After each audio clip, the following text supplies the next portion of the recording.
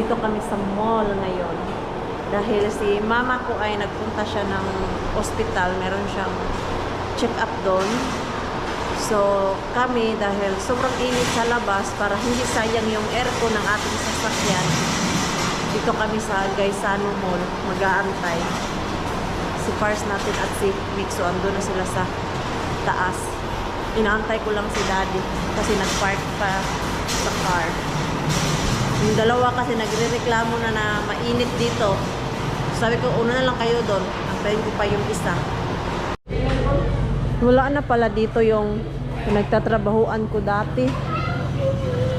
Hotdog kasi yung pinagtrabahuan ko dati. Ngayon wala na. Shooty squid balls. No, wait. Easy because Easy is in toilet. Wait. No, Easy is in toilet. I don't want to. CR pa. Ha? We wait him. Wait. Ito naman, oh. Where you want to go? I want to play. There's no playroom here. Dito na kami sa bahay ni Mama. Hindi na ako nakapag-vlog doon kanina dahil si Pars natin ay sumama yung pakiramdam niya sa sobrang init. Mama, here. Doon kami kanina sa Gaisano para kasi walang aircon. Kaya sabi siya sa akin if pwede mauna na daw kami dahil si Mama andun pa sa Davao Doctors Hospital. Yes? Yeah, it's really hot. Biglang sabi ni Pars na sumama yung pakiramdam niya, sobrang init. So nauna kami dito, si Daddy andito na din. Si Mama magtataksi na lang daw siya. Uminom na ng gamot si Pars. At hando na siya sa kwarto, nagtatago na. At ako ay naglalaba dahil madami akong labahan para mamayang gabi final impake na kami dahil tomorrow is our last day dito sa Davao. I'm gonna miss all my family here. Hindi ko masyadong na-meet yung mga kaibigan ko dahil wala din akong oras at naano din ako na iwan si Pars para lang makipag-meet sa mga kaibigan ko. Mayroon naman akong na-meet habang naglalakad ako or habang andun ako sa labas. Pero they understand naman na hindi ko talaga sila mabigyan ng oras now dahil meron akong Pars na kasama at meron akong Mixo na kasama, and of course family is priority na makasama. Although malayo yung mga kapatid ko andun sa Lupon, tapos yung isa kong kuya hindi ko na meet dahil andun siya sa Cotabato. Yung time kasi na nagpunta kami ng Takurong, Cotabato, andun pala yung lola ko. Doon sana kami sa Malatag. Na change yung plan dahil wala doon ang lola namin. So hindi ko talaga na meet yung aking isang kuya, pero the rest na mga kapatid ko ay na-meet ko naman sila. And hindi lang kami nakapag-banding talaga ng mahaba-haba. 5 days lang. 7 days. 7 days din pala. Dahil nga, yung mga kuya ko, mga kapatid ko, ay meron silang trabaho. Hindi naman talaga pwede na mag-ano lang sila sa akin ba na walang mag-o-off para lang gala. Alam niyo naman dito sa atin talaga, no work, no payment. Tapos pag iwan mo yung negosyo mo, edi wala din kita yung negosyo mo. Mga hands-on kasi yung mga kapatid ko sa negosyo nila. Tapos yung mga kapatid ko may mga trabaho na din. Si Junjun meron din yung siyang trabaho. Agriculture yon si Junjun. Yung work niya is nagro-robin sa palayan. Yes? I want cold water. You want cold water? Okay, I'm gonna give you cold water. You miss Junjun? Sa lahat ng relatives dito sa Pilipinas, mas na-close si Mixo kay Junjun. Dahil si Junjun palagi naming kasama. Yung work niya kasi is minsan pang umaga lang, yung 5 o'clock dahil magro-robing lang naman siya dun sa palayan, tapos afternoon yan ay wala na siyang work. So kung saan kami pumupunta siya. Yeah. You miss already Junjun, no? Tito Junjun. Tito Junjun is nice. How about others? They are nice also? Eh? No, Why they are not nice? What's the problem? I don't want. How about Nigel? Do you like Nigel? Yeah? Toby? No. Why you don't like Toby? Because Toby is still baby? Yeah? Hindi niya kasi ka-vibe si Toby kasi maliit pa yun eh. Magto 2 years old pa lang yun si Toby eh. Tapos si Nigel ay magsi-6 na. Tapos si Mixo magfo 4. I don't play with babies. Hindi niya kasi gusto yung baby dahil big boy na daw talaga siya, oh. Hindi na siya nakikipaglaro sa baby.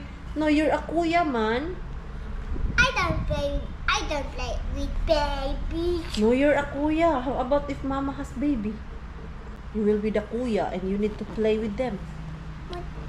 I not play with babies. I only play big boys, not babies. Only big boys, not babies. Why? Because babies don't know how to play. Baby don't know how to play daw. Ay, naku ni Mamikso. Let's take a nap na. No. Because later, I'm gonna do packing and then we do grilling. I will go. And I still have laundry there. No, go. What you want to eat? Lechon. You okay, Pars? It's a Hello. Remove your t-shirt. Yeah, naiinitan. I'll give Mama lechon. Hala, no more lechon na oy. Oh, He wants lechon. Magluto-luto tayo. Sira man eh. Ano outside? Yan oh. Buhay pa? Yeah. Buhay na buhay pa yung ano yan? Alimango, no? Alimango. Yan oh. How to kill you? Isunod lang siya sa kuan. Direct sa lutuan. Hindi. Ibo-boil natin yan. Mag-boil ako kasi magluluto ako ng seafood mix. Kasi miss na ni Pars yung seafood mix up. Dahil dito, madaming seafoods at fresh. Magluluto ako. Si Mixo wala dito.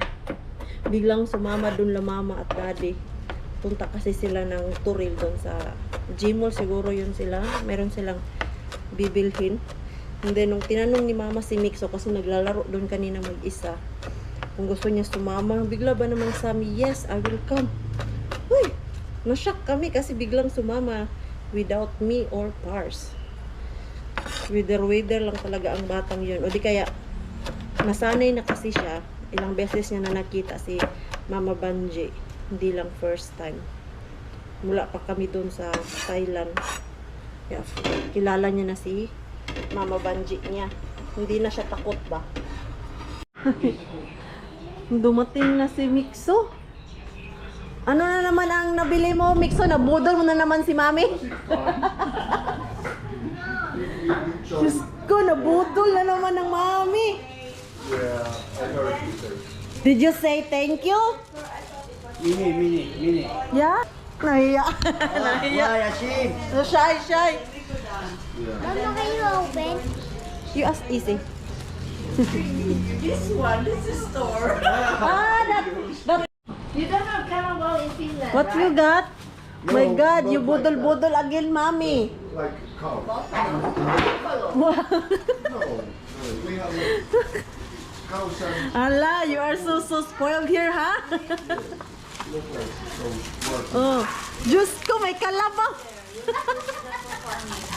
You use them for me? Siya namili.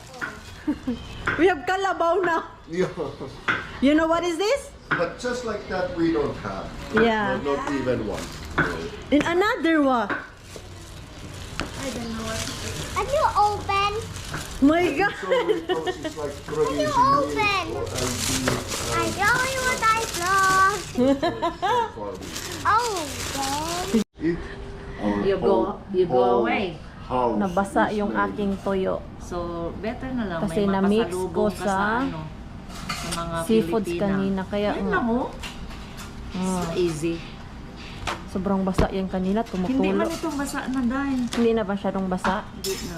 Okay na siya. Binalik ko yung kanina sa... At least dito sa Labas papel, matuyo na siya uli. Balik na Ah. siya pagkatuyo. Kaya I want you to wrap it with a paper. Hmm? It Nice. doesn't take you an hour. How you going to store it at home? So Freezer! If it stays to ref or freezer, it's just fine. then So, it's fine. freezer. It Okay. should be in freezer. Yeah. Alright. Ready na yung aming food. Langga, patang. I have my cousin in the US. Ano pa nga yun, ha? Every time she comes here, it really Ayun na yun. Tapos, ano ba ilagayan ng rice? No, Where I put the rice? so much cheaper. Saan mo yung lagayan ng rice? Saan may lagay ang rice, Nay? rice. Yes, rice. Sama ng mga Mga lagayan ni Mama. Where it is. Here. Let me see. Yan. Kasi madami kami. Oh, po. Madami din kaming rice. Kain dami, George, kasi alam mo na, ikaw na. Ikaw na yung pinakamaliit. Voita. Pakainin ng madami si George kasi siya yung magliligpit. Voita. Butter. I need butter. Butter. Kailangan may butter yung kanilang potato. Oh, nato diri ah. Ay, natong asa man to kani? Di meron akong bit-bit ma. Ayun sa ilalim ma. You stay here because you will feel Dira. Tato, dira. Kanina lang. Mas ano, mas masarap yung butter kaysa yung margarine. Ah, kain. Tapos na kami kumain. Tulong-tulong sa pagligpit. Kasi kami lang din naman dito. Walang uuwi muna hanggang hindi makapagligpit ng bahay. Umpisahan ko na yung ating dried fish. Buti na lang talaga ay tinakpan ko yung dried fish natin dahil yung pusa dito kinakagat-kagat niya yung aking mga pasalubong na dried fish. Pusa talaga. Kayo talagang mga pusa ha. Kung saan-saan na lang talaga kayo. Ayan, dyan na kayo. Sila doon ay naglilinis na. Ako dito ay magbabalot ng dried fish. Dito na ako sa labas. Para yung amoy ba. Hindi stay doon sa loob ng bahay. Wala nang dyaryo, kalendaryo na lang yung ating gagamitin na pangbalot. Sayang talaga yung vacuum ay. Kailan ko gamit na gamit yun. Meron naman akong vacuum sa yun sa atin sa Finland. Kaya lang ay nasa Finland pa. Hatiin ko kaya to or ano. Ayan o. Ito na siguro yun. Hala, kunti lang pala yung danggit. Akala ko ang nabili kong danggit is 1 kilo. Yung pusit pala ang madami sa akin. Almost 1 kilo yan eh. Ayan. Ito, hindi to siya magtatagal. Kasi, isi-share man natin to pagdating sa Finland. Kung madamot lang ako, no? Ibibenta ko to ba? Pero of course, naisip ko din yung aking mga friends sa Finland na namimiss nila ang tuyo. Kasi pag sila din naman yung umuwi, may pasalubong din naman akong tuyo.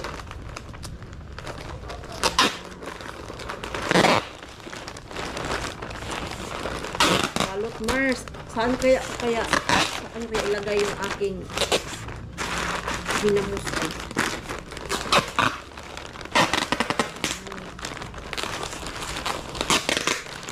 Nangangamoy na.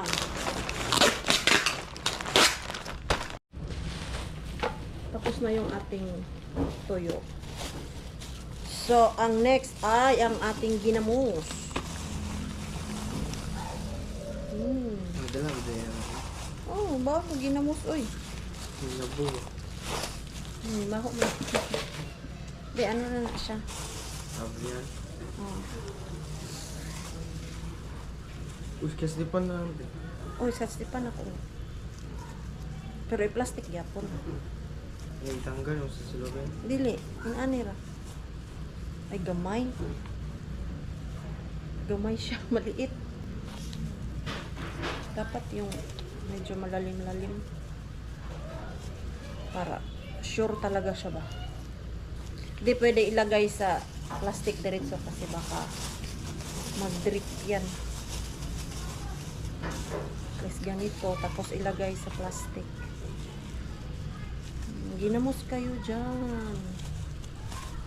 Sarap yan ginamos. Ito na. Mag-a-unpack na tayo. Ito yung ating pangatlong maleta. Let's start packing. Okay, Rakas. Ay, sus, meron pa pala akong ano doon. Throw something. Meron pa pala akong tawag nun yung mga damit doon. This luggage, we put all the food. Okay. For example, this Tapos na kami. Kanina na ako na-stress. Siya na naman ang na-stress. You still have plenty. Your carbo is still there. But I don't know how. Kanina pa yan siya. At the side. You Kanina pa talaga yan siya ay. see? Sand. will help you. Nalito na yan siya. Paano ayusin yung personal bag niya. Okay, bring all this one to daddy. It's quite small. His personal bag. Lagi. Ay, nakapagpapasing boy. Joo, nyt katsotaan kulta, että mitä mä voin jättää. No, ni Mixo, sleep time. Mama, Yes, sleep na. Okay. Oh, it's your pillow. Pillow. Mama, chocolate. Really natulen. I will join you. Okay. Good night na. I want you to join me. Mm. Oh, I want you to. Okay. Good night. Good night. Magpapamasahe kami.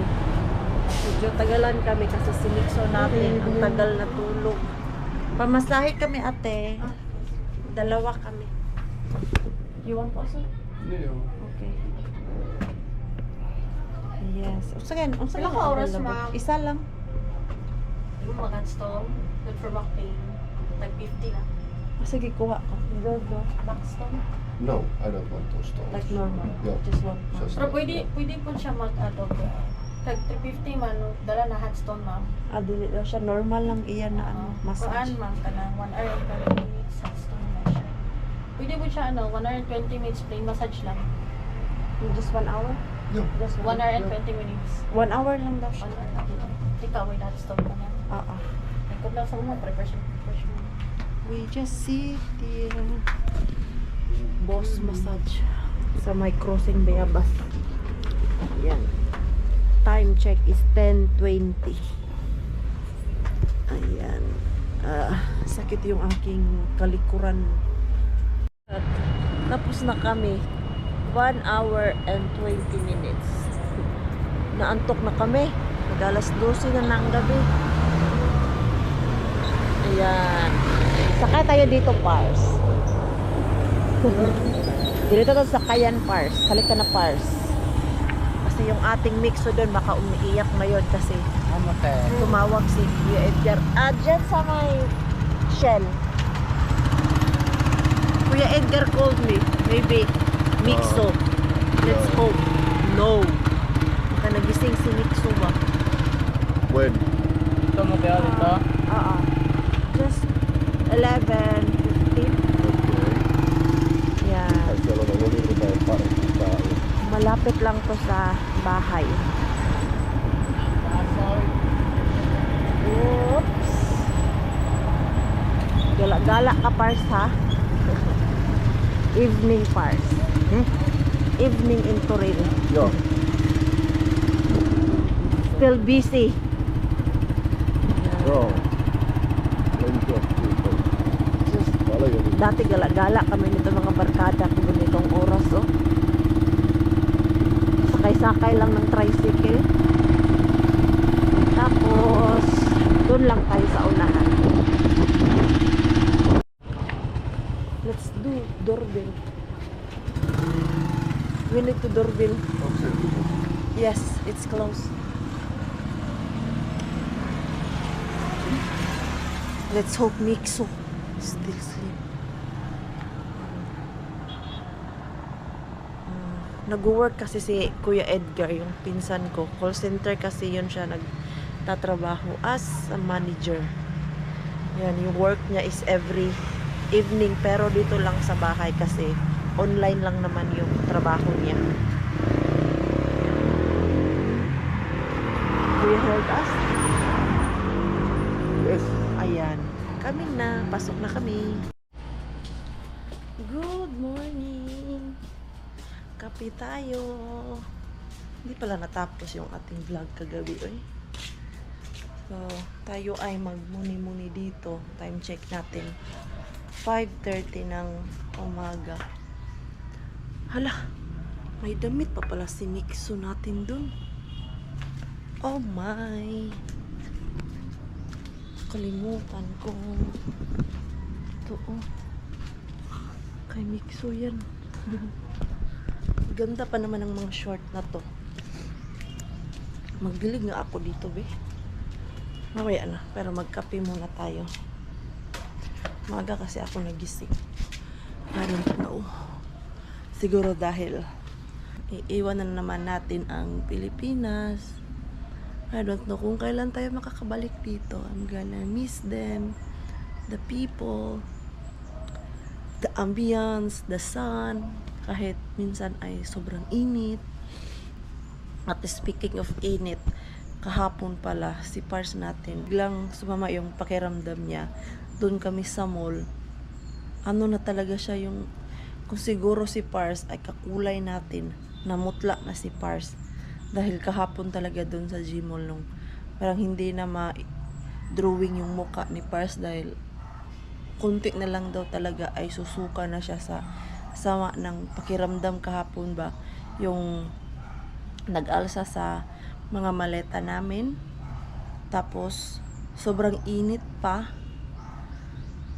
And then, nung pagpasok namin dun sa Gmall kahapon, parang wala naman daw aircon. Oh no.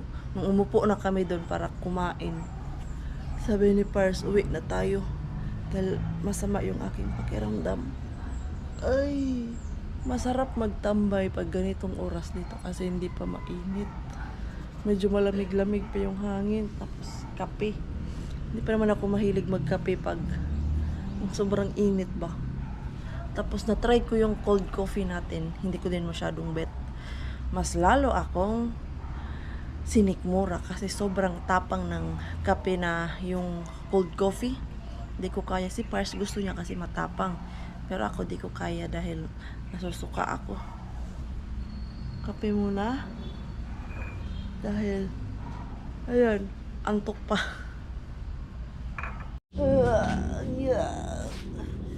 Di na ako alam. Sabi ko kay daddy, ilagay tong hose dahil ako ay maglalaro sa tubig. Ayan. Magdilig tayo ng tanim. Everyday ba na ginadiligan? Lalo na ngayon na summer na. Oh, ganito lang pala to. Mga herbal to ni daddy eh. Ano man yan, de? Yan, ano yan?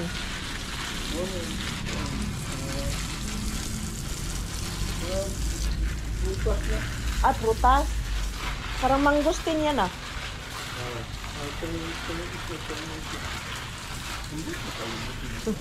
Siya kasi yung mahilig mag tanim-tanim dito ng ganito. Ha?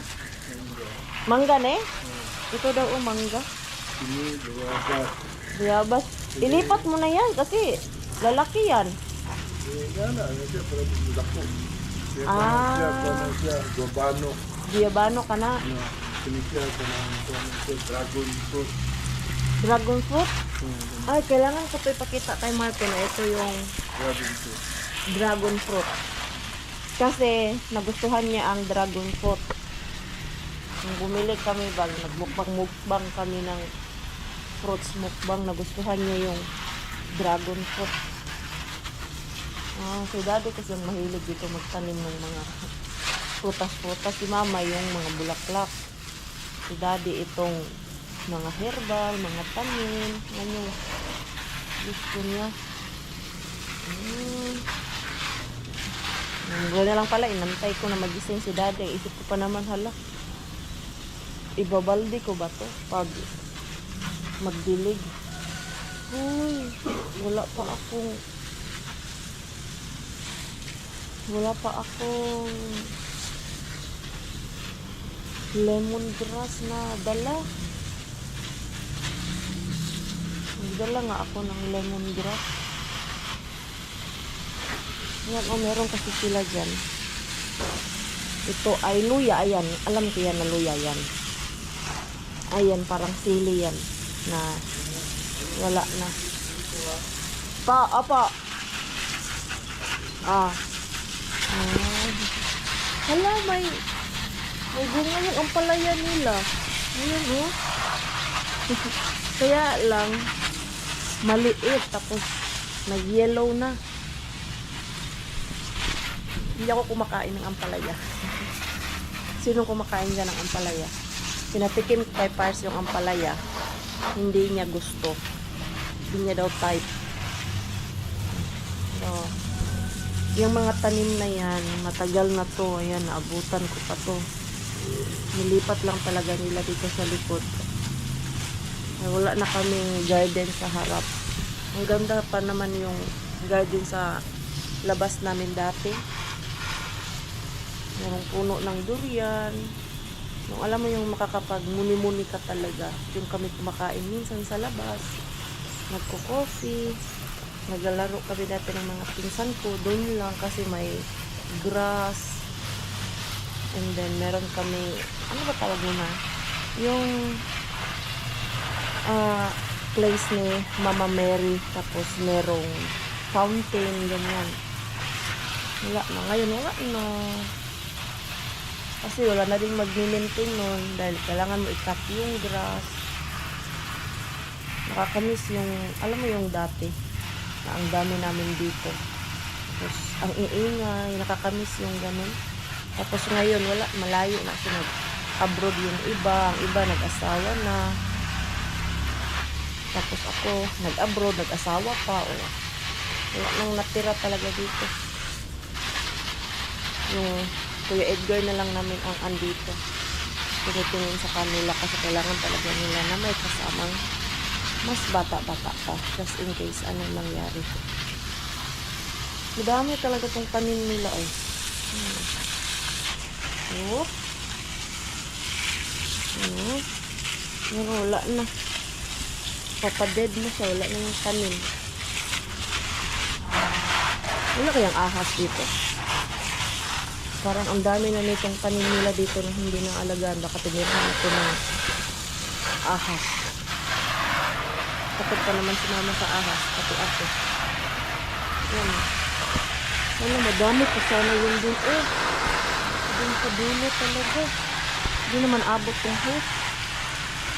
Dito lang yung madidiligan. Yan. Hala, ito, maalala ko to. Anong bulaklak yan? Ang tagal-tagal na yan. Yup. Nakaligo kayo ha. Sarap ba ng tubig? Kasi mamaya is mainit na naman. Uhaw na naman kayo. Tapos na ako magdilig. Ang problema ko ngayon ay di ko matanggal yung hose doon sa gripo. Asa na si daddy? De! Di ko kabalo mo tanggal sa hose. Gahi. Talungan lang. Huwag ko na lang daw tanggalin. Siya na lang din siguro ang tanggal mamaya. Lipitin ko na lang to. Wala akong lakas. Alam niyo kung ano yung gusto ko dito sa tanim ni mama na gusto kong iuwi sa Finland. Ito. Ayan oh, parang bago pa lang to ba? Pagpaalam ko kaya to, nadalhin ko to. Ibigay ko kay Bianan kasi pink. Let's see. Parang nag-iisa lang to ay. Tanungin ko mamaya si mama. Pagising niya if pwede ko tong hablutin dito at ilagay sa maleta. Ganda. Ang ganda niya talaga. Ayan oh. Magsusurvive kaya to papunta sa Finland. Kasi yung dati na nagdala ako ng tanglad, nag-survive man yung aking tanglad doon. Daming gustong dalhin Maring Queen niyo. Pero yung maleta ko doon ay umiiyak na. Umiiyak na sa dami ng laman. Kagabi, hindi na may tsura yung mukha ko kasi gusto ko lahat dalhin kung ano yung nabili ko. Kaya lang, kailangan iwan yung iba dahil di na kasya talaga. Kaya, kahapon, tawanan na lang kami na shopping pa more. Kilo ngayon na free eye.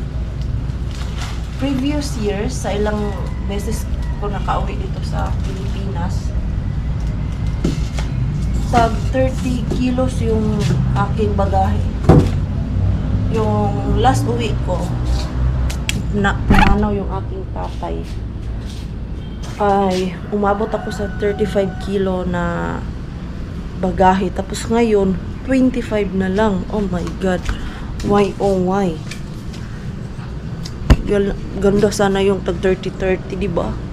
Pero we'll try na makapag-add-ons dun sa airport para hindi kami makabayad ng malaki. Meron namang online check-in, pero nung nagtatry kami mag-online check-in tapos add-ons, walang nangyari. Hindi kami maka-add-ons. Uminit na yung aking ulo. Wala pa ding nangyari. Ang nangyari lang, yung mukha ko na tumaba na sa kakakain natin dito sa Pinas. Pero, okay lang. Pag nagbabakasyon ako dito sa Pinas, hindi ko iniisip na tumaba na ako, malaki na yung aking mukha, malaki na yung aking pata ulit. Kasi pagdating ko sa Finland, alam ko kayang-kaya ko yan papaliitin. Kaya ko yan paliitin. So, pasok na ako dun sa loob ng bahay. At ako ay magdigamo muna. Alam niyo po yung magdigamo. Ano yan siya? Mag-prepare for breakfast. So, see you later.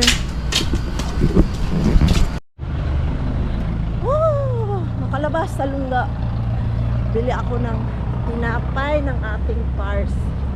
Kasi paboritong breakfast ni Pars dito ay bread at corned beef. Doon lang naman tayo sa unahan. At yan yung Piedad Elementary School. Nakapag-aral ako dyan from grade 2 to grade 5 ako dyan. Pero ngayon, wala na akong naalala na mga teacher dyan. Meron palang isa. Si Mrs. Adlawan. Kaya lang, hindi ko na alam kung andyan pa siya. And then, meron lang akong isang classmate lang talaga na friends kami sa Facebook. Classmate ko siya from grade 2 to grade 5. Taga dito lang din yun. Pero we're not so close. Not like before kasi malalaki na. Mga may asawa na. Bili lang tayo ng tinapay. Ten na tinapay. Bilihan ko lang. Ano kaya? Bili ko kayo dito. Mamon na lang. Baka magustuhan ni Mixer yung mamon. Ito may mamon. Dati no, ang tahimik pa dito banda. Wala pang masyadong madaming mga building. Ngayon, yung Piedad Elementary School may third level na. Dati, first lang naman yan. First or second. Wala, parang fourth na nga yan eh. Fourth floor na. First floor lang yun dati. Tapos, isa ka loaf bread ate. Loaf bread. Bili tayo. Then, dalawang mamon. Ang baong ng ating mixo. Hala, init pa talaga ng tinapay. Yan o, fresh from the oven. May sobra pa kaya ako. 15 na lang ang view, ma'am. Pila kayo na siya? Nagutso. Isa. Wala na akong coins. Kulang piso. Wala ko piso. Naiwan yung coins ko. Ayan. So, meron na tayong. Diyan na lang na ate. 7, ma'am. Diyan na lang. Di mo na. Ayan, sa kanya na yung 7. Diba? Rather to give than to receive. Oops, balik na ako dun sa bahay. Malapit lang kasi to eh. Ilan ba? Oh, 1 minute lang to. Hindi aabot ng 1 minute. Diyan na ako sa bahay. Dati hindi yan ganyan. Puno pa yung mga andyan. Tapos yung shell, matagal na po yan. Parang hindi man yan shell dati. Parang pitron man yung naalala ko dyan. Ngayon shell na. Tapos meron na din mga shop like fresh kumango. Pero ito na bahay, matagal na yan. Kapitbahay na talaga namin to. And then friend ni mama yung nakatira dyan. At dito, merong hardware. So, balik na tayo doon sa loob ng bahay. At baka gusto nyo pala mag-rent ng commercial. Meron din pala free dito. Kung gusto nyo lang po sa Cruising Bayabas, ayan, may for rent. Dito po yan sa amin. Kay mama po yan. Let's go. Pasok na tayo. Nagluto ako ng longganisa na skinless, no? Naamoy ko hanggang dito sa labas. Nagpupunas si daddy ng sasakyan. Init pa tinapay, de. Ayan, nagpupunas. Hindi pa gising yung dalawa. Ako ay maliligo na.